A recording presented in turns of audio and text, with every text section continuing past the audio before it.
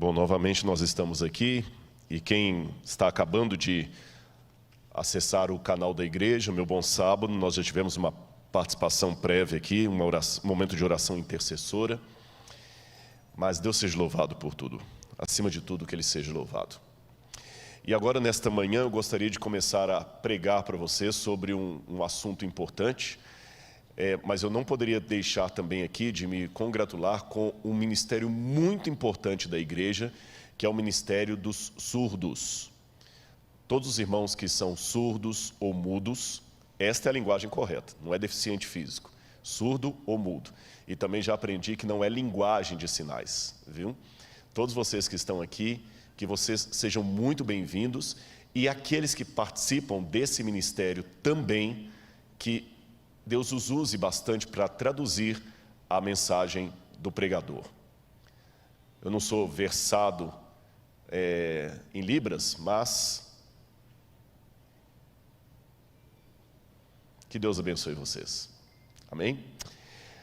Irmãos, vai aparecer agora para você na tela aí o tema de hoje que eu já havia anunciado previamente. A ira do Cordeiro. Pode Deus irritar-se? Eu quero convidar você a abrir a sua Bíblia comigo no livro de Apocalipse, capítulo 6. E eu espero que você em casa também acompanhe com sua Bíblia o texto que nós vamos ler. E eu vou mostrar também no quadro, para que você também possa ler junto. Coloca aí na tela, por gentileza. Apocalipse, só um minutinho que não... Ok, passou. Apocalipse, capítulo 6, versículos 6 e 17. Assim diz: E diziam aos montes e aos rochedos: Caí sobre nós, e escondei-nos do rosto daquele que está sentado sobre o trono e da ira do Cordeiro. Porque é vindo o grande dia da sua ira, e quem poderá subsistir? A ira do Cordeiro.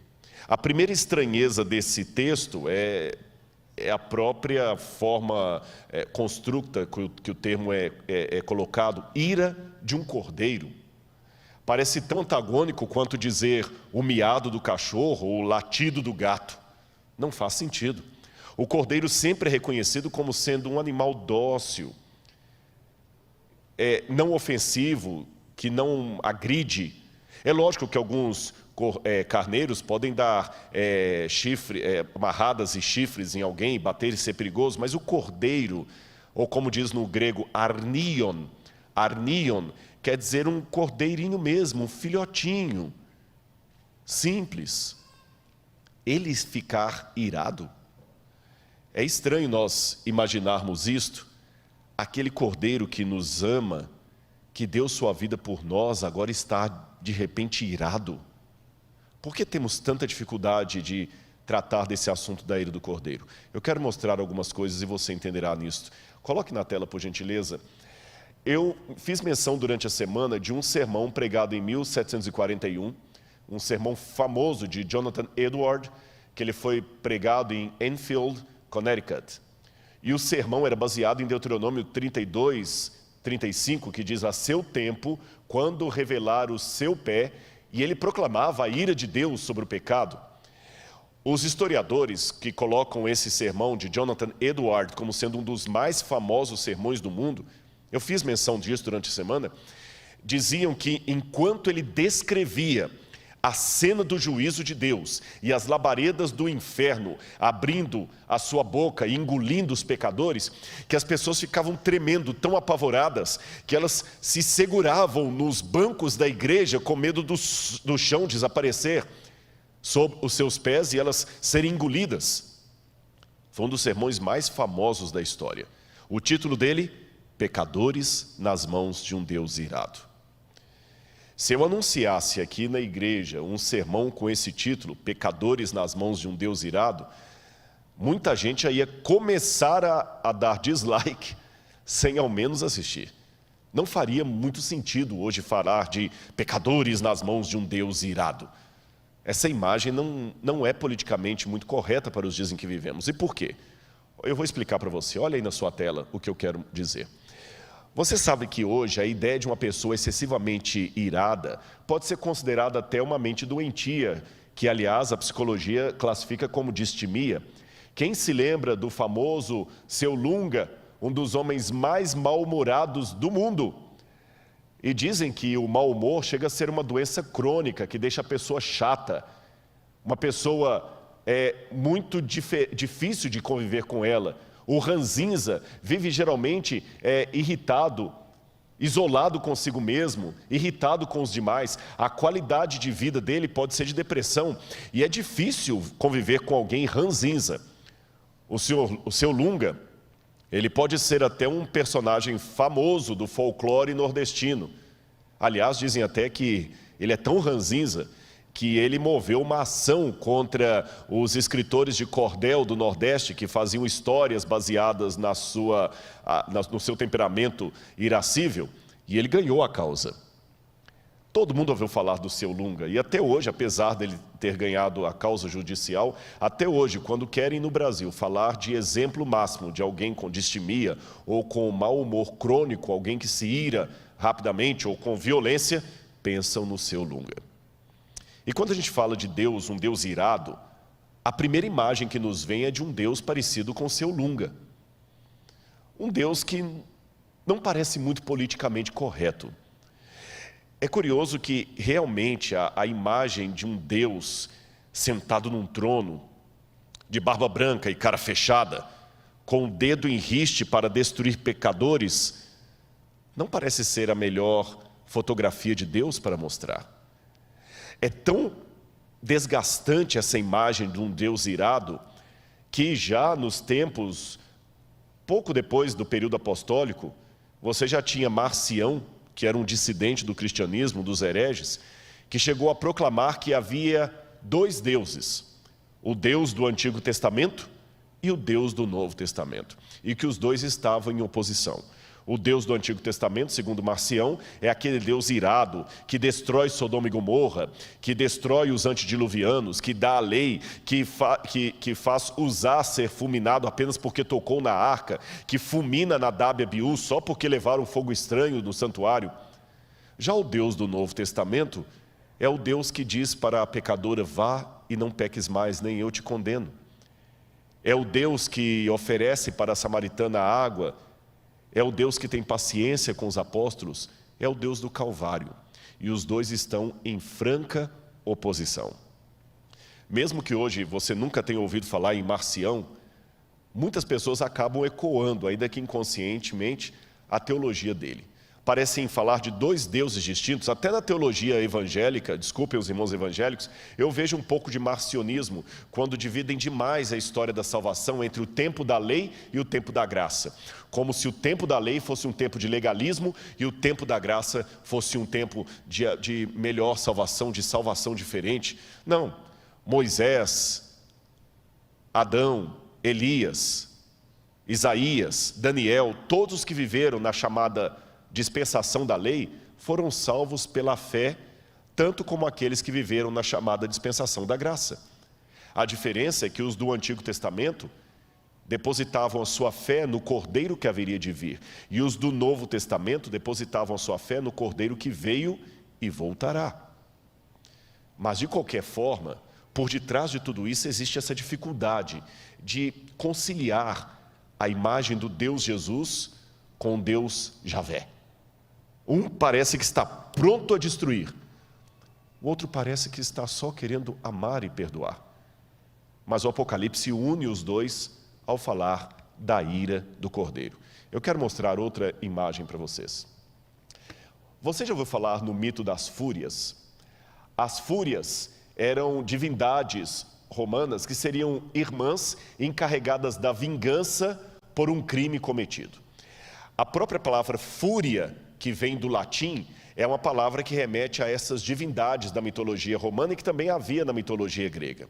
As fúrias, elas atormentavam tanto uma pessoa que até quando a sua alma ia para o Tártaros, elas iam atrás da pessoa atormentando pelos crimes que ele fez. Então a ideia da palavra fúria, de onde vem a palavra furacão, significa pessoas que querem atormentar. Então quando você fala da fúria de Deus, da ira de Deus, parece uma imagem das fúrias lá do Império Romano. Aliás, olha aí no seu quadro, eu quero ainda continuar essa ideia da mitologia e falar que também na mitologia grega, Hesíodo falava que quando o titã Cronos castrou seu pai Urano, ele jogou a sua genitália no mar. E as eríneas seriam a versão grega das fúrias. Elas nasceram do sangue de Uranos. Deixa eu contar isso aqui para você. Na mitologia grega, segundo contada por Hesíodo, como foi o nascimento dos deuses, havia originalmente Gaia, que é a chamada Terra, e Uranos, que é o céu. Uranos e Gaia coabitaram e tiveram 3 tipos de filhos. Tiveram os centimanos, tiveram os titãs e tiveram os cíclopes. E Uranos não gostava dos seus filhos, e ele sempre queria prender os filhos na barriga de Gaia. Só que os titãs se rebelaram contra o próprio pai, castraram o pai, e o sangue do pai caiu, e o membro do pai também caiu no mar. E ao cair no mar, aquela espuma que formou, tudo que bate na água do mar forma uma espuma, dessa espuma nasceu Afrodite. Mas do sangue nasceram as fúrias. Isto mostra, de certa forma, uma origem até psicológica da fúria. Afrodite é a deusa do amor, ela nasceu da espuma do mar. Mas do sangue, da necessidade de revanche, de vingança, nasceram as fúrias. E quando a gente fala de um Deus que se ira, que se vinga, a primeira sensação que nós temos é de raiva, é de não aceitar esse Deus. Não é a melhor imagem para apresentar para alguém. Mas se eu tenho que ser fiel à Bíblia, eu tenho que ser fiel à Bíblia como um todo. Tão nocivo quanto rejeitar a palavra de Deus é eleger apenas as verdades que me são convenientes. Há pessoas que são ateias, elas rejeitam a Bíblia como palavra de Deus. Há outros que também são ateus teóricos, porque eles só elegem da Bíblia as verdades que lhes são convenientes e tenta esconder ou não mencionar as verdades que são incômodas. Eu reconheço perante todos que estão comigo que dizer que Deus se ira, que Ele se irrita, é uma verdade incômoda, mas ela está na Bíblia, fala da ira do Cordeiro. Numa época do politicamente correto, que a gente tem que tomar cuidado até com a nomenclatura que se usa, por isso até que eu expliquei, porque eu estou falando de surdo e mudo aqui, porque alguém pode achar que eu estou falando errado. Alguns defendem que você tem que falar preto, outros falam que tem que ser negro. Alguns falam que é homossexualismo, outros falam que é homossexualidade. Numa época de tanta linguagem politicamente correta, que você tem que medir cada frase, alguns acham que se eu cumprimentar boa noite a todos, eu já estou sendo machista e patriarcal, porque eu tenho que falar boa noite a todos e a todas, e assim por diante. Mas quando eu vou a Romanos, capítulo 1, lá não usa essa linguagem politicamente correta, lá fala: a ira de Deus se revela do céu contra toda forma de impiedade dos homens, porque eles deixaram o contato natural das mulheres, se inflamando homem com homem, e Deus os entregou às suas vis situações, a ira do céu. E quando você vai no grego, lá está, reorgeto teu, orge, a ira de Deus em grego, orgeto teu, orge, é aquela ira que vem das entranhas, aquela indignação, não é uma raivazinha qualquer. Vamos continuar o nosso passeio aqui para aprender mais alguma coisa. O problema hoje, e isso aqui eu digo em primeira pessoa do singular, eu, Rodrigo, confesso para vocês os problemas que eu tenho em pregar sobre a ira de Deus. E eu até coloquei como título de propósito desse slide, o problema com a ira de Deus no mundo de likes. Eu vou explicar para você o que eu quis dizer com isso. E repito, nesse ponto aqui, ainda que é aparente, eu não estou julgando indireta para ninguém, ainda que aparente, eu não estou pensando em outra pessoa senão eu mesmo. Eu estou expondo para vocês nesse slide a minha impressão, estou fazendo aqui uma sociologia da religião, se me permitem, a minha impressão do que aconteceu no púlpito cristão nos últimos anos, especialmente o púlpito adventista, mas os irmãos assembleanos, presbiterianos, batistas, católicos que estão me assistindo, e de outras religiões, podem fazer essa percepção também, e vocês verão que talvez na igreja de vocês a situação não é muito diferente. Tá bem? A situação não é muito diferente. O que eu percebo? E eu estou colocando também as dificuldades que eu enfrento. As dificuldades que eu enfrento. O que eu percebo é que a igreja, estou falando mais propriamente dito da igreja adventista, mas você pode ampliar isso para outras. A igreja adventista, no passado dela, ela tinha uma ênfase talvez muito legalista. Até eu tiraria o talvez, foi uma ênfase legalista. Compreensível pelo momento em que a igreja nasceu. Compreensível, não necessariamente justificável. Você sabe que quando você nasce em determinado contexto, você tem que dar uma ênfase, alguma linguagem que ela pode ser um pouco extremista. A igreja adventista surgiu numa época em que a lei de Deus estava sendo completamente ridicularizada, colocada ao pé. O universo norte-americano do evangelicalismo estava muito liberal e pouco espiritual. Se você ler até alguns depoimentos de pessoas da época, as igrejas estavam vazias, desanimadas, as pessoas não tinham convicção, os sermões eram todos lidos. Leia um pouquinho sobre as igrejas evangélicas nos Estados Unidos do século XIX e você entenderá o movimento adventista. Então a igreja adventista levantou dando muita ênfase à lei. Mas deu uma ênfase à lei tão grande, tão grande, tão grande, que ela se tornou uma igreja de discurso legalista. Em 1888, teve uma conferência nos Estados Unidos, em Minneapolis, para pela primeira vez a igreja começar a entender o que significa justificação pela fé e não pelas obras. Mas no Brasil isso demorou a chegar. No Brasil, até por volta dos anos 1980, o púlpito adventista ainda era muito, mas muito legalista às vezes na abordagem dele. Havia uma ênfase muito grande à doutrina em detrimento ao relacionamento. Quem é adventista de berço vai lembrar desse episódio que eu estou falando. Havia uma ênfase muito grande que era muito dada às regras. Não pode isso, não pode aquilo outro. O dia de sábado era mais um dia de não podes do que um dia de pode. O próprio pastor Alejandro Bullion contava de uma experiência de uma família que, para poder ensinar para o filho a importância do sábado, chamava o sábado de o dia feliz. E quando chegava no sábado, papai, o senhor pode brincar comigo? Não, eu não posso brincar com você hoje. Por quê? Porque hoje é o dia feliz, está lembrado? Ah, tá bom. Papai, o senhor pode jogar uma bolinha comigo? Não pode. Pode andar de bicicleta comigo? Não pode. Por quê? Porque hoje é o dia feliz. Papai, você vai ficar na igreja hoje o dia inteiro, que tinha comissão à tarde, de manhã, era filho de pastor? Vou, mas por quê? Hoje é o dia feliz. Aí quando chegava por volta de 2 horas da tarde, o menino já perguntava assim, falta muito para acabar o dia feliz? Essa era a visão do sábado. Não pode, não pode, não pode, não pode. E as pessoas tinham um medo muito grande. O grande pavor de muitas jovens da igreja era o seguinte, escuta, mas eu não posso usar uma calça comprida nem no trabalho? Eu ainda alcancei um pouco, que eu vim para a igreja nos anos 80, eu alcancei um pouco disso. Eu lembro que alguns irmãos defendiam que mulher não devia usar calça comprida nem para dormir, porque Jesus podia estar voltando à madrugada e se ela estivesse de calça comprida iria se perder. Era essa a ênfase, e doutrina, e quando você tinha as vigílias da igreja, eram vigílias para ficar estudando só Apocalipse 13, Daniel capítulo 2, e os irmãos sabiam de cor, era uma ênfase muito grande à doutrina, em detrimento a relacionamento com Jesus.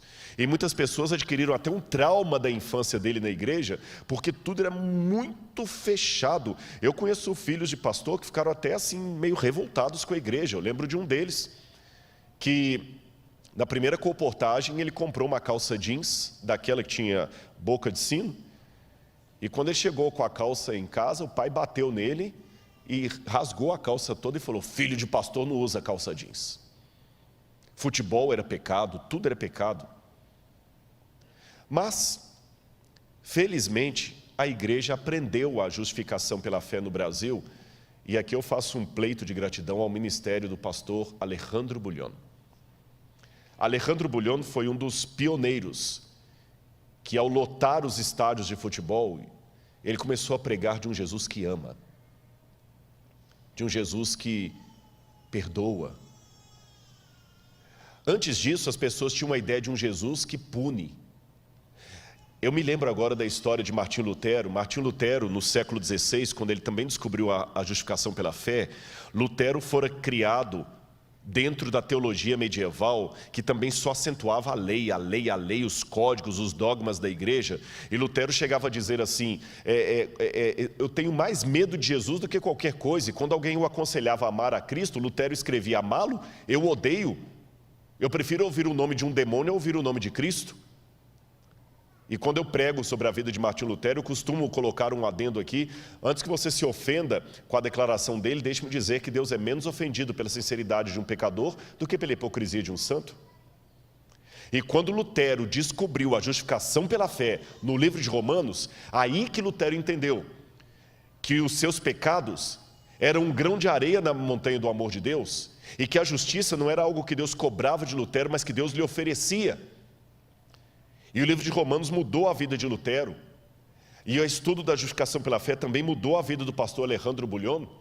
E os que são mais vividos na igreja se lembram do próprio pastor Alejandro Bullion, em quem eu tomo licença de me inspirar aqui. Ele foi um dos pioneiros que teve a coragem de fazer algumas coisas que eu fiz essa semana aqui, quando eu revelei que eu ainda tenho questão com depressão. Porque o Bullion foi um dos primeiros pregadores que teve a coragem de, num estádio para 10 mil pessoas, 20 mil pessoas, falar que ele estava perdido dentro da igreja. Um pastor departamental de jovens admitir. Os que são mais jovens talvez não conheçam as pregações do pastor Bullion. Talvez no YouTube você encontre. E eu me lembro que eu estava entrando para a igreja naquela época.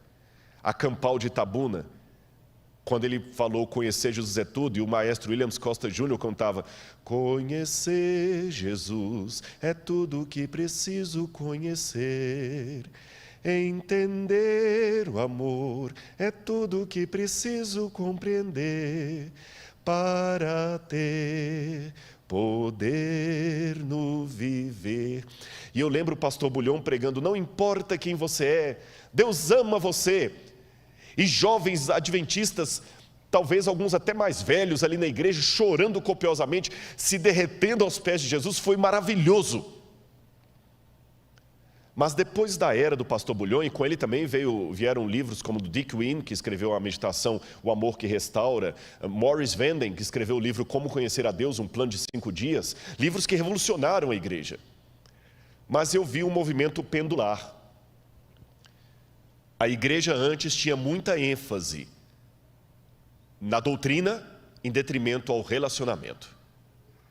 Mas ela passou o pêndulo,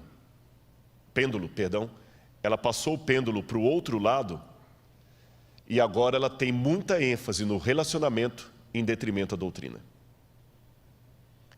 E numa era pós-Bullion, eu sou obrigado a alertar, é uma leitura que eu estou fazendo em primeira pessoa do singular, que se no passado havia um exagero na doutrina em detrimento ao relacionamento, vou repetir a frase: se no passado havia uma ênfase na doutrina em detrimento ao relacionamento que causava um descompasso espiritual, hoje nós estamos numa ênfase no relacionamento em detrimento à doutrina.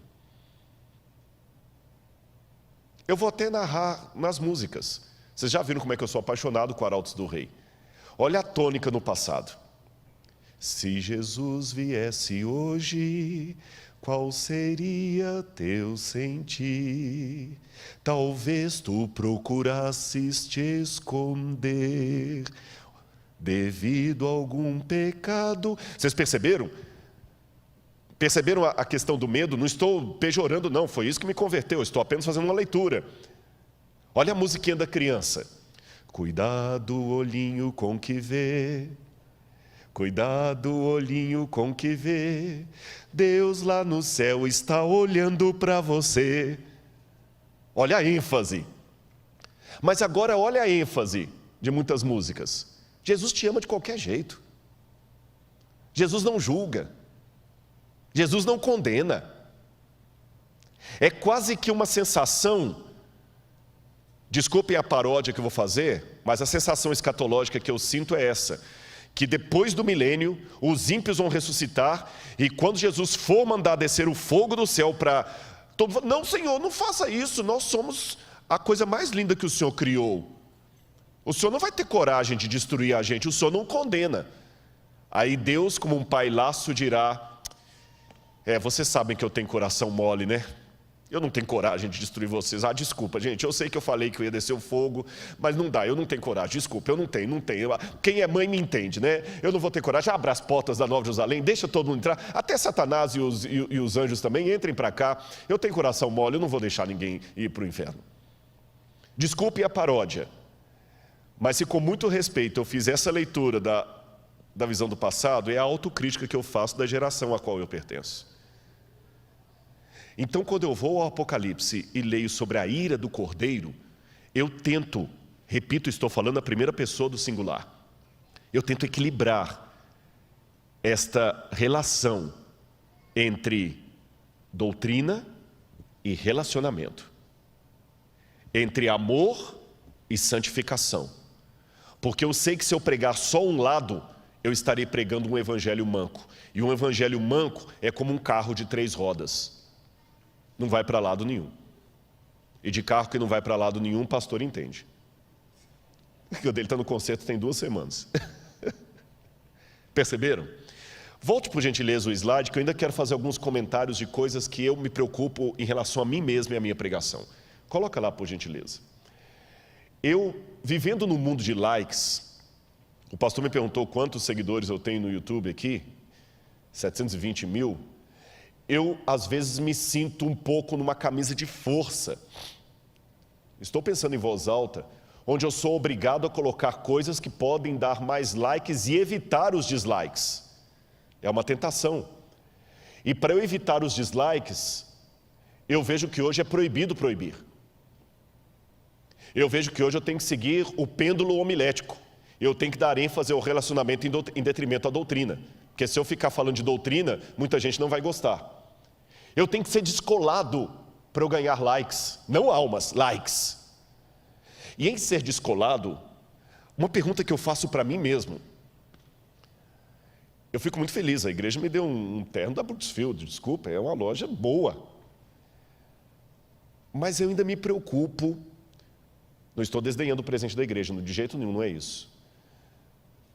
Mas é uma reflexão que eu faço, eu me preocupo com aquela questão da modéstia cristã.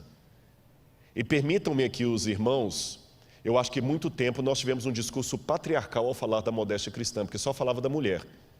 Modéstia cristã tem a ver com joias, com saia, mas a modéstia cristã não tem a ver também com a roupa do homem?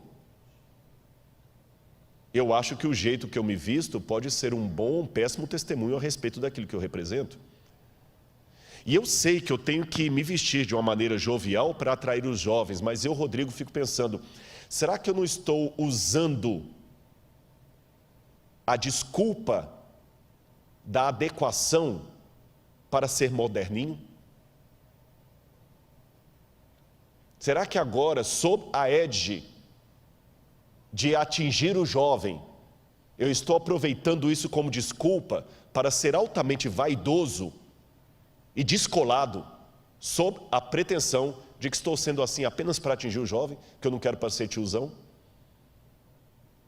Será que eu não estou tão preocupado em ser descolado que agora eu me vendo na minha identidade denominacional só para ser descolado e ter mais likes? É a preocupação que eu faço todo dia comigo mesmo. Continua, por favor. Outro problema. Às vezes a gente é obrigado a querer evitar o controverso, a não ser que gere mais likes. Eu só vou seguir o controverso se ele for alguma coisa que vai bombar na internet. Quem que é o público que mais assiste na internet? Não são idosos. Idoso fica com o Facebook. É verdade. Idoso assiste pelo Facebook. A galera mais jovem é YouTube, é Netflix. E a galera mais jovem, eles gostam do controverso que desafia a tradição, não o controverso que desafia a cultura deles. Eu aqui colocar em dúvida a autoridade da igreja, um monte de jovens vai bater palma para mim. Esse fala. É só eu questionar a divisão aqui, questionar a igreja. É só eu falar contra os velhos da igreja, vai todo mundo, ei, é isso mesmo, valeu, blá, blá, blá. Nós temos que ensinar a igreja, esses velhos não entendem a gente, não tem diálogo. Beleza, é isso aí, Rodrigão, você é o cara, é o nosso youtuber. Mas se eu questionar Anitta, se eu questionar joguinho de internet, se eu denunciar músicas populares, aí não é bom não. Não, aí a gente não gosta, aí para com isso. Como é que é o nome daquele maior youtuber? Eu esqueci o nome dele, aquele que tem mais de... É o Whindersson Nunes e tem o outro também aí. Felipe Neto. Se eu detonar com o Felipe Neto aqui, não, é Rodrigo Quadrado, ele não entende. Se eu detonar, só eu estar mencionando o nome dos dois aqui, eu sei que alguém vai falar, Rodrigo, você não deveria falar do nome deles em público. Tem que respeitar, nós temos que ganhar esse pessoal. Você está muito com uma ideia de nós e eles. Cadê o amor? Nós temos que abraçar, você não pode detoná-los em público. Mas se eu julgar em direto aqui contra o pastor Ayrton Keller, aí vai ter um monte de retweet. Parabéns, isso mesmo, fala mesmo. Ou seja, eu tenho que evitar assuntos controversos, a menos que seja um controverso que atrai a juventude. Se eu escrever um livro, A Vida de Ellen White, os mais idosos da igreja e teologandos vão ler para cumprir a matéria de História do Adventismo. Mas se eu escrever um livro, A Vida Secreta de Ellen White, a verdade que a igreja quis esconder, nossa! Eu não dou 2 dias para eu ter mais de 1 milhão de exemplares aí vendidos aí, até sendo na Veja. Entendeu o que eu falei do controverso? Que tipo de controverso eu estou sendo na internet? Vamos continuar aqui. Outra, eu tenho que aprender que no mundo de likes, o correto é falar de amor, mas nunca falar de santificação, renúncia. E por fim, pregar apenas verdades que são convenientes. Repito, irmãos, essa lista que eu apresentei aqui, Deus é testemunha. Eu não ia ser estúpido de mentir para o Espírito Santo. Deus é testemunha que essa lista eu fiz pensando no meu canal do YouTube. Essa lista eu fiz pensando na minha atitude. E não quero que você pense assim, o Rodrigo está falando isso porque ele é exemplo. Não. Eu estou falando que eu posso escorregar. E já escorreguei. Pode ser que amanhã eu coloque um vídeo que eu falo assim, gente, eu não deveria ter colocado esse vídeo. Meu Deus, que besteira que eu fiz. Às vezes eu dei uma resposta que não deveria ter dado. Mas eu estou apenas mostrando para vocês algo chamado alta crítica. E estou pedindo a Deus para que eu consiga o equilíbrio entre doutrina e relacionamento. Que eu pregue um Deus de amor, mas um Deus que pune. Que eu pregue um Deus que salva, mas um Deus também que destrói no lago de fogo e enxofre. Porque se eu não fizer um equilíbrio entre essas duas coisas, eu estou selecionando da Bíblia o que me convém. E Deus fala, isso não dá, quem comigo não ajunta, espalha. Ou eu aceito a Bíblia de Gênesis ou Apocalipse, ou então não aceito a Bíblia, gente, porque está tudo em cadeia. Por exemplo, eu sei que como tem pessoas de várias religiões me ouvindo, se você já escutou algum teólogo falando com você que um Gênesis é um mito, que não existe Adão e Eva, que isso é um mito, que os conservadores, a teologia fundamentalista que não entende isso, então nós temos um problema, que se o Gênesis é mito, não teve pecado, se não teve pecado, não tem redenção, se não teve redenção, Jesus não teve morte redentora, se ele não teve morte redentora, o que ele veio fazer aqui? Tudo cai por terra. Vamos continuar a nossa colocação aqui. Agora Apocalipse 19, 13 e 15, fala da volta de Jesus numa forma muito interessante, que ali tem até um vídeo para vocês verem. Eu vou ler aqui, mas olha a imagem que está lá. Apocalipse 19, versos 13 e depois o verso 15. Quando fala de Jesus voltando, diz que ele está vestindo com um manto encharcado de sangue, e o seu nome é o Verbo de Deus. E fala no verso 15, da sua boca sai uma espada afiada para com ela ferir as nações. Ele mesmo as regerá com cetro de ferro. Ele mesmo é o que pisa o lagar do vinho, do furor da ira do Deus Todo-Poderoso. Eu já vi pessoas pregando, pois é, Jesus voltando com as manchas de sangue na sua roupa, o sangue redentor que ele derramou na cruz do Calvário. Com todo respeito aos irmãos que entendem assim, eu discordo. Esse sangue que está nas vestes de Jesus não é o sangue que ele derramou na cruz do Calvário. Sabem que sangue é esse? A imagem é dantesca. É o sangue dos ímpios que ele está pisando, porque a Bíblia fala que ele vem para pisar o lagar do furor, da ira do Deus Todo-Poderoso. E é desse pisado do lagar, do furor, que ele tira aquele vinho amargo e distribui a 7 anjos em 7 taças, para derramarem sobre o sol, sobre a lua, sobre o mar, sobre os adoradores da besta, as pragas que vão cair depois do fechamento da porta da graça, e que eu falei que gotas delas já estão sendo derramadas hoje, gotas, para a gente ter uma ideia do que vai acontecer depois. Olha essa imagem que eu vou mostrar para você, e você vai ver o que é um lagar, que muita gente não sabe o que é um lagar. Biblicamente falando, o lagar, só um minutinho, fugiu aqui o lagar está aí. Esta é a imagem do lagar.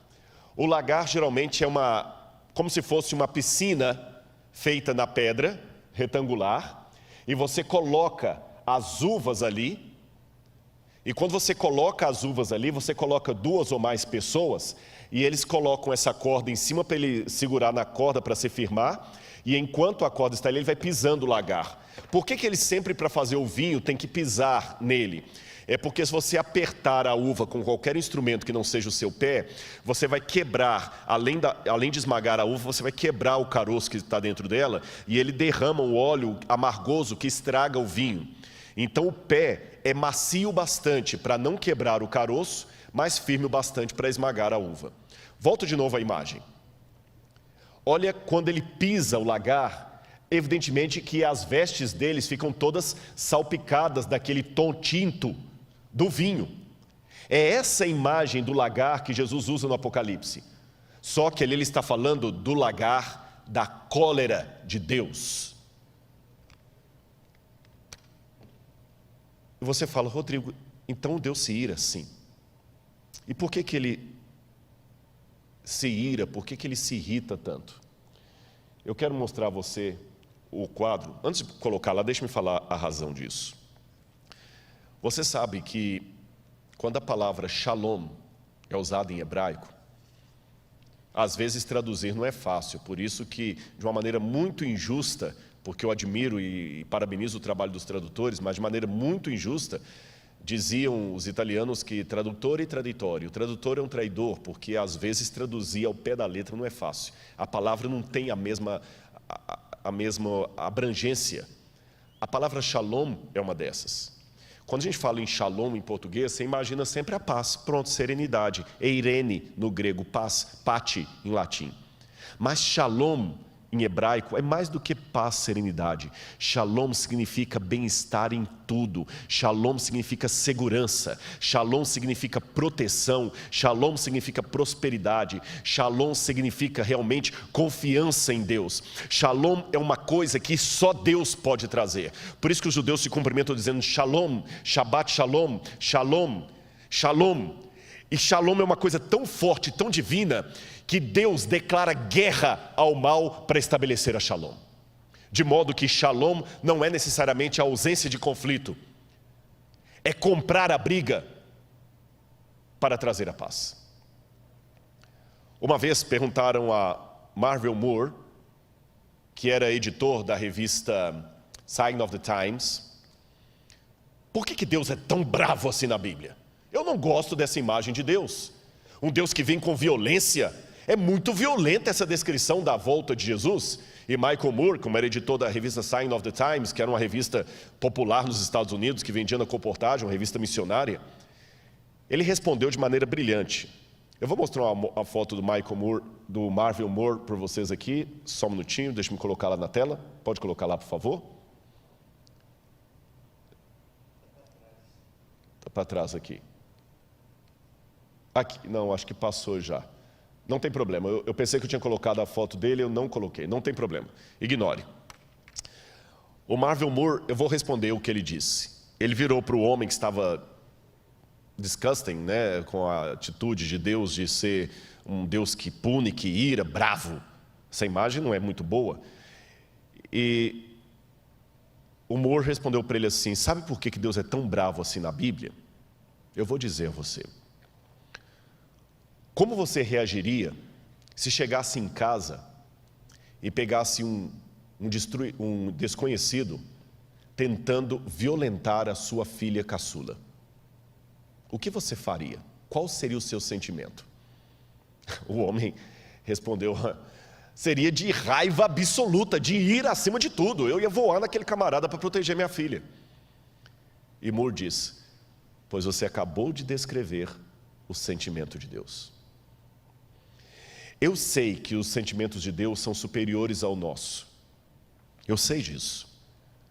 Mas eles não são totalmente desassociados do nosso. Quando eu digo que os sentimentos de Deus são superiores aos meus, é porque a comparação não é exata. Nós falamos de Deus por analogia, não por verossimilhança. É por analogia. Por exemplo, eu amo, Deus também ama. Mas eu não amo como Deus ama, porque Deus é amor. Eu não sou amor. A essência de Deus é amar. A minha não. Porque eu amo, mas eu poderia não amar. Deus não tem como não amar.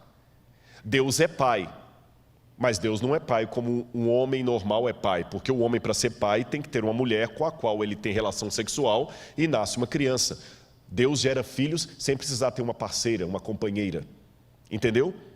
Mas isso também não significa que quando eu digo Deus Pai, que não tem associação nenhuma com a figura paterna no bom sentido dela. Isso não significa que quando eu digo que Deus ama, não tem nenhuma analogia com o fato de uma mãe que ama o seu filho. Por isso que eu digo, Deus está mais interessado em salvar você do que uma mãe de tirar um filho de uma casa pegando fogo. E na ótica divina, no caráter de Deus, a justiça e o amor não são coisas opostas. Então, mesmo amando, ele exerce a sua ira. Sabe por quê? A ira de Deus é contra o mal.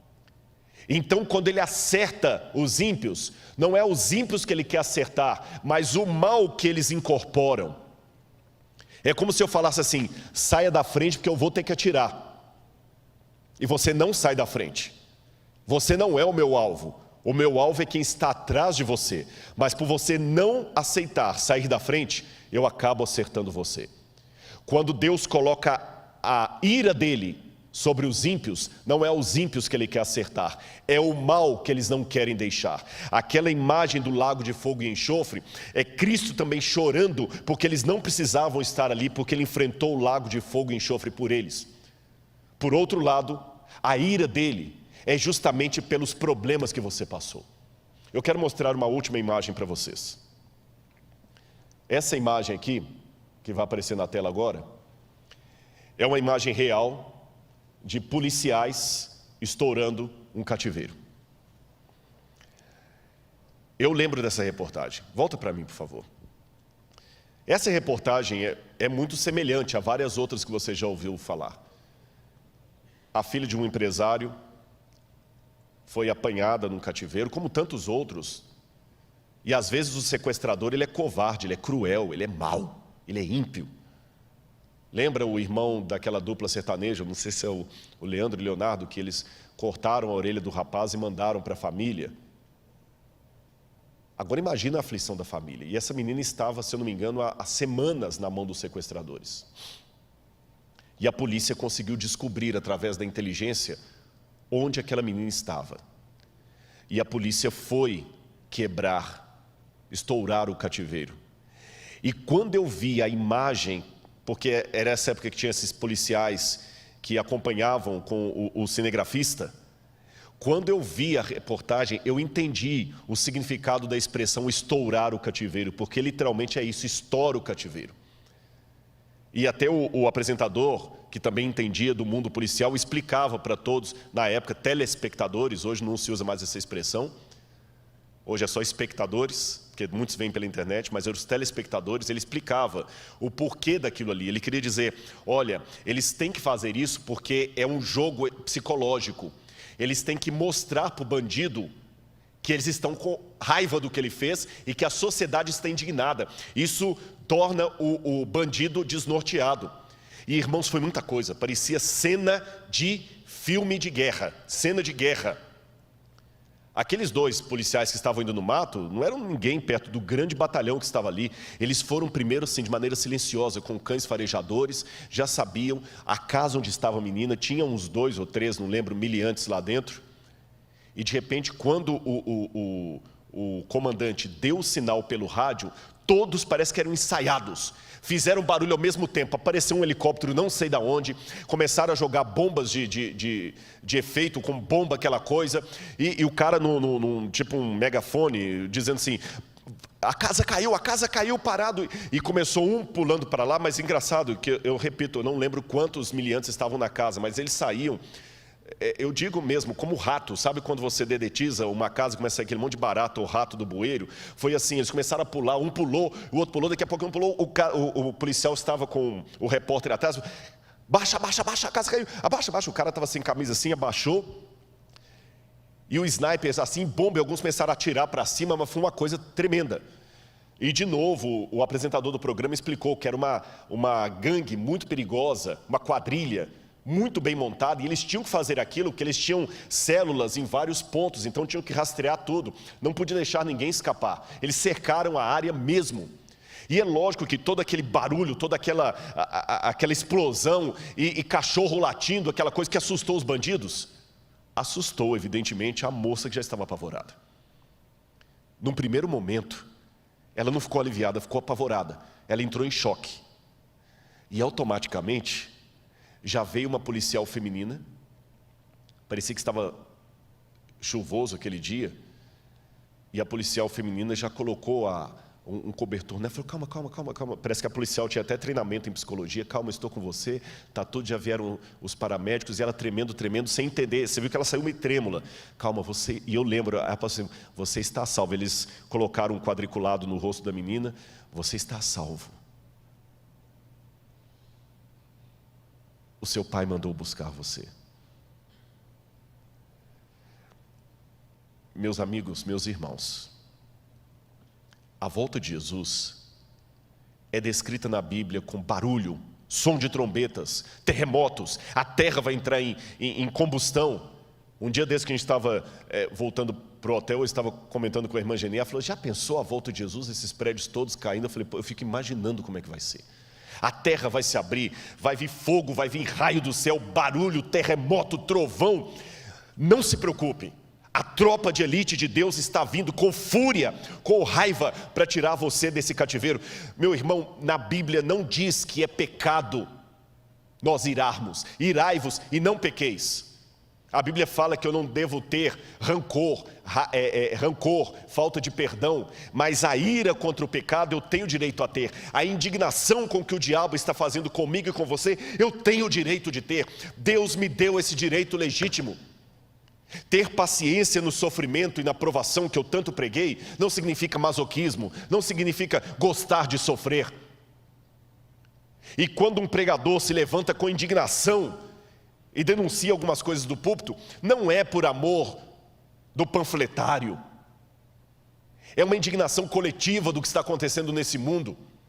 Eu estou indignado por haver crianças morrendo na África. Eu estou indignado por haver crianças morrendo no Brasil. Eu estou indignado porque há mulheres que estão apanhando do marido em casa. Eu estou indignado pelo que o diabo está fazendo na minha vida. Eu estou indignado até com os erros que eu cometo, ou que o diabo às vezes me faz cometer. Alguns voluntários, outros levados, não importa. Eu estou indignado pelo que está acontecendo com você. Então Deus está voltando. Ele fala assim: basta, o diabo já foi longe demais. E sabe aquele pai que entra para defender sua filha e luta com o bandido? Deus está voltando para lutar por você. É por isso que a volta de Jesus é uma cena de ira do Cordeiro. Ele vem. Eu espero que você não seja atingido pela ira de Deus, porque, como eu falei, o alvo da ira de Deus não são os ímpios. O alvo da ira de Deus é aquilo que o ímpio voluntariamente abraçou e não quis soltar. Quando o fogo de Deus desce contra os ímpios e o diabo, o alvo deles não é os ímpios, o diabo, porque o teu diabo, na verdade, é um apelido que ele teve depois. Ele era um anjo. A dor de Deus em destruir o anjo é a dor de um pai de enterrar um filho que morreu por overdose de drogas, que para quem não tem sentimento é apenas mais um rapaz envolvido com drogas, mas para o pai, a mãe é diferente. Para mim é mais um drogado. Eu posso até falar que é um vagabundo, um drogado, mas para a mãe, ela vê aquele drogado Ela sabe que ele saiu da barriga dela. Ele mamou no seio dela. Ela o viu dando os primeiros passos. E agora o ver na Cracolândia morrendo com overdose, roubando para alimentar o vício, isso dói numa mãe. A mãe do pior bandido tem um misto muito grande, porque ela sabe que ele é um marginal, que ele matou, que ele é cruel, que ele é líder do tráfico, mas ele saiu dela. Eu não consigo imaginar que Deus terá prazer em destruir o diabo, porque para mim ele é o diabo. Mas Deus o viu como um anjo que foi criado, Deus o viu emitindo as suas primeiras palavras, Deus o viu quando ele ainda era um ser de luz no céu. Deus não tem prazer na morte do ímpio, isso está na Bíblia. Mas Deus tem que destruir o mal. E se o diabo, por decisão própria, quis incorporar o mal nele e ficar agarrado ao mal, Deus o destruirá, porque vai destruir o mal que está nele e ele vai junto. E assim vale por todos os ímpios. Mas este destino do diabo e daqueles que se unirem a ele, não precisa ser o seu destino. Você pode estar do lado da luz. Então, enquanto o quarteto vem aqui à frente, eu pedi que eles cantassem de novo a música de Breve Jesus Voltará, porque eu imagino e quero levar a sua mente agora comigo como uma projeção mental ao futuro. Hoje é apenas uma imaginação, que em breve se tornará uma realidade. O mundo estará consumido pelo caos. As pragas caindo agora sem mistura de misericórdia. O mundo envolvido nas trevas, nas mãos do anticristo. O povo de Deus sendo perseguido. Uma confusão geral. Alguns tendo falta de água potável para beber, outros de pão. Algumas nações não se entendendo, mas o mundo se unindo num decreto político, religioso, financeiro, social, enganado pelo inimigo de Deus. Se eu estiver vivo, eu quero estar entre aqueles que serão perseguidos. E quero estar com você, que ontem eu estendi a mão. Porque nós vamos ver tudo aquilo que os adventistas me ensinaram. Não será mais uma descrição. Nós vamos ver o céu se abrindo. E de repente aparecendo uma pequena nuvem vindo do Oriente, do tamanho aproximado da mão humana. E essa nuvem vai começar a abrir um efeito diferente, como se fosse um túnel. E imagine a glória que será ver pela primeira vez um anjo de Deus cruzando o céu. Um anjo e outro anjo. E o mundo inteiro vai ver, o mundo vai parar de alguma forma, que eu não sei como, porque o mundo é esférico, o mundo vai ver. E as pessoas vão começar a comentar e vão mandar o WhatsApp, se a internet ainda estiver funcionando. Olha para o céu, olha para o céu. E alguns desesperados, os comportamentos serão distintos. Alguns vão pedir as rochas para cair em cima deles. Outros vão ser destruídos, talvez pelos prédios caindo. Outros vão falar assim, alguma coisa está errado. Não é certo. Vão protestar, vão cuspir, vão blasfemar. E ele vai vir com poder e grande glória, e outro anjo, e mais outro anjo. E tudo aquilo que eu aprendi com a Sueli, quando ela me deu estudo bíblico pela primeira vez.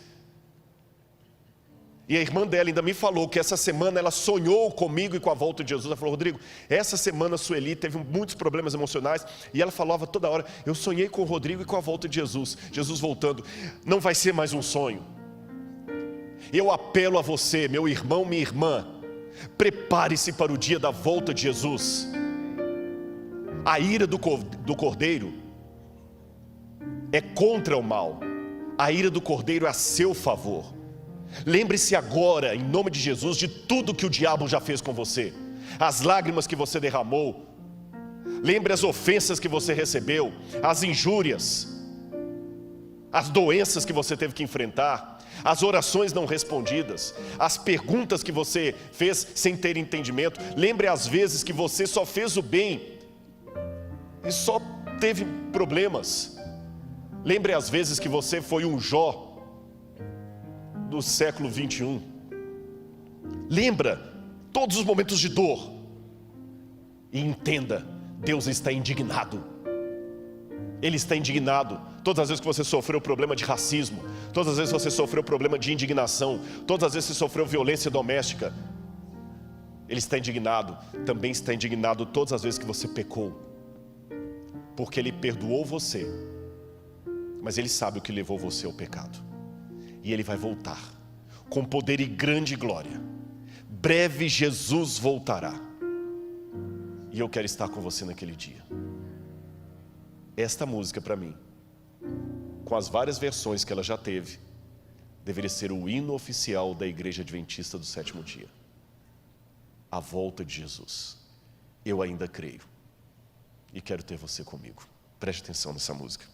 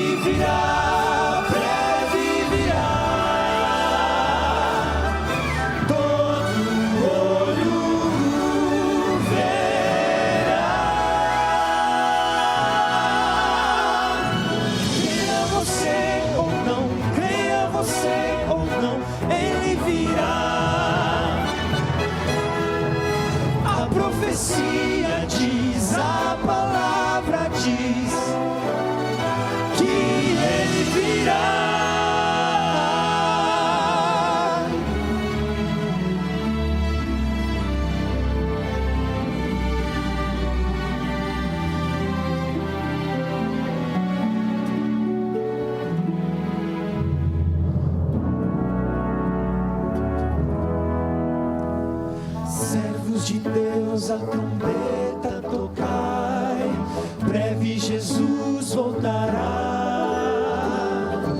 A todo mundo a mensagem levai, breve Jesus voltará. Breve virá, breve virá, breve Jesus.